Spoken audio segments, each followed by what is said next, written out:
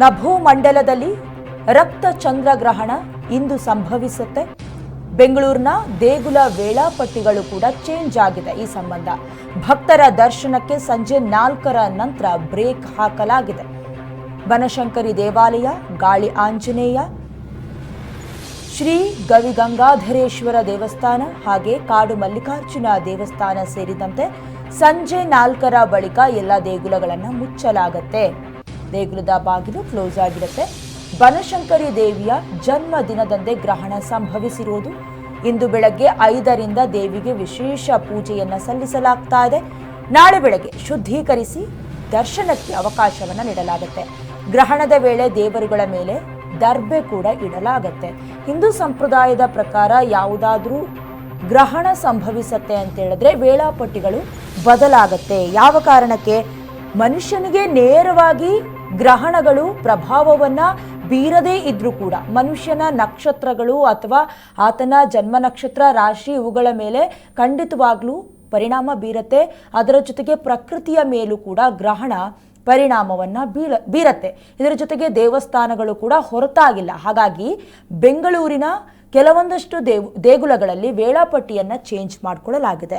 ಭಕ್ತರ ದರ್ಶನ ಸಂಜೆ 4 ಗಂಟೆಯ ನಂತರ ಇರೋದಿಲ್ಲ. ದೇಗುಲಗಳ ಬಾಗಿಲುಗಳಿಗೆ ಕ್ಲೋಸ್ ಮಾಡಲಾಗಿರುತ್ತೆ, ಬಂದ್ ಮಾಡಲಾಗಿರುತ್ತೆ. ಮುಖ್ಯವಾಗಿ ಬನಶಂಕರಿ ದೇವಾಲಯ, ಗಾಳಿ ಆಂಜನೇಯ ದೇವಸ್ಥಾನ, ಶ್ರೀ ಗವಿಗಂಗಾಧರೇಶ್ವರ ದೇಗುಲ, ಕಾಡು ಮಲ್ಲಿಕಾರ್ಜುನ ದೇವಸ್ಥಾನ ಸೇರಿದಂತೆ ಕೆಲವೊಂದಷ್ಟು ದೇಗುಲಗಳಲ್ಲಿ ಸಂಜೆ 4ರ ನಂತರದಲ್ಲಿ ದೇಗುಲದ ಬಾಗಿಲನ್ನು ಮುಚ್ಚಲಾಗಿರುತ್ತೆ. ಅಂದರೆ ಇವತ್ತು ಬನಶಂಕರಿ ದೇವಿಯವರ ಜನ್ಮದಿನ, ದೇವಿಯ ಹುಟ್ಟುಹಬ್ಬ ಇವತ್ತು. ಹಾಗಾಗಿ ಇವತ್ತೇ ಗ್ರಹಣ ಬಂದಿರೋದ್ರಿಂದ ದೇವಸ್ಥಾನದ ದರ್ಶನವನ್ನು ಕೂಡ ಕ್ಲೋಸ್ ಮಾಡಲಾಗಿದೆ. ಇವತ್ತು ಬೆಳಿಗ್ಗೆ 5 ಗಂಟೆಯಿಂದಲೇ ದೇವಿಗೆ ವಿಶೇಷ ಪೂಜೆ ಕೈಂಕರ್ಯವನ್ನು ಕೂಡ ಸಲ್ಲಿಸಲಾಗ್ತಾ ಇದೆ.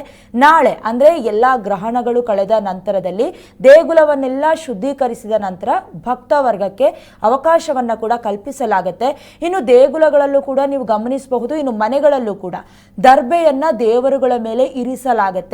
ಈವನ್ ಗಂಗಾಜಲವನ್ನ ಪೋಷಣೆ ಮಾಡಿದ ಅಥವಾ ಚುಮುಕಿಸಿದ ನಂತರದ ಕೆಲಸವನ್ನ ಮಾಡುವಂತಹ ಕೆಲವೊಂದಷ್ಟು ಸಂದರ್ಭವನ್ನ ಕೂಡ ನಾವು ನೋಡ್ತಾ ಇದ್ದೀವಿ.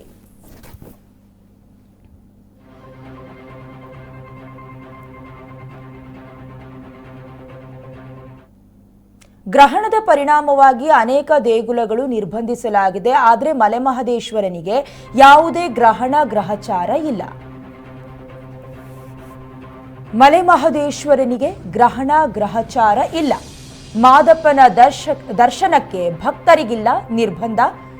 ಆದರೆ ಗ್ರಹಣದ ವೇಳೆ ಪೂಜೆ ಪುರಸ್ಕಾರಕ್ಕೆ ಬ್ರೇಕ್ ಹಾಕಲಾಗಿದೆ.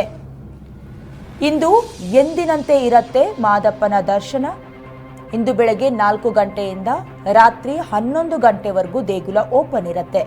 ರಾಜ್ಯದ ಪ್ರಮುಖ ದೇಗುಲಗಳಲ್ಲಿ ದರ್ಶನಕ್ಕೆ ಬ್ರೇಕ್ ಹಾಕಲಾಗಿದೆ. ಕುಕ್ಕೆ ಸುಬ್ರಹ್ಮಣ್ಯ ಸೇರಿ ಹಲವು ದೇಗುಲಗಳು ಮುಚ್ಚಲಿವೆ.